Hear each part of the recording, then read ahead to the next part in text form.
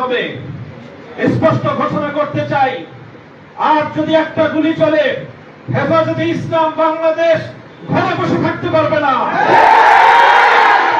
আমার সন্তানের লাশ নিয়ে আমরা কবরস্থানের দিকে যাব না। পরবর্তী সন্তানের লাশ কাঁধে আমির হেফাজত ইনশাআল্লাহ রাজপথে যখন নামবেন, টেকনাফ থেকে তেতুলিয়া পর্যন্ত পথ ভাঙ্গা সেই গণজোয়ার রুখে দেওয়ার সাধ্য কারো হবে না ইনশাআল্লাহ।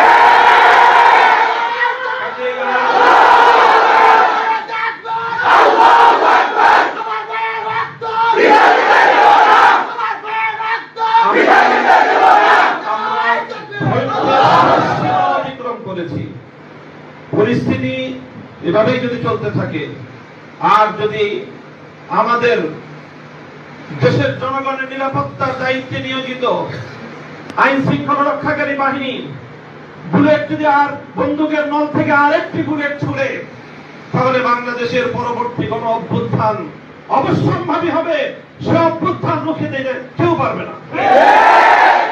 আমরা আল্লাহ পাক রব্বুল আলামিনের কাছে দোয়া করব, যারা বৈষম্যের বিরুদ্ধে জীবন দিয়েছে, যারা বৈষম্যের বিরুদ্ধে জীবন দিয়েছে, অত্যাচারীর হাতে যাদের প্রাণ গিয়েছে, তারা নিঃসন্দেহে শাহাদাত বরণ করেছে।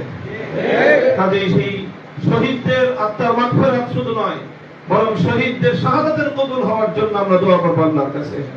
এবং সেই শহীদদের উসিলায় আল্লাহ যেন আমাদের আগামী প্রজন্মকে এভাবেই সকল বৈষম্য, জুলুম, অবিচার, অন্যায়ের বিরুদ্ধে রুখে দাঁড়াবার এক অদম্য সাহস যেন আল্লাহ পরবর্তী প্রজন্মের বুকে বুকে দান করেন, সেই দোয়া ইনশাআল্লাহ আমরা করব। ওয়া আখিরু দাওয়ানা আলহামদুলিল্লাহি রাব্বিল আলামিন।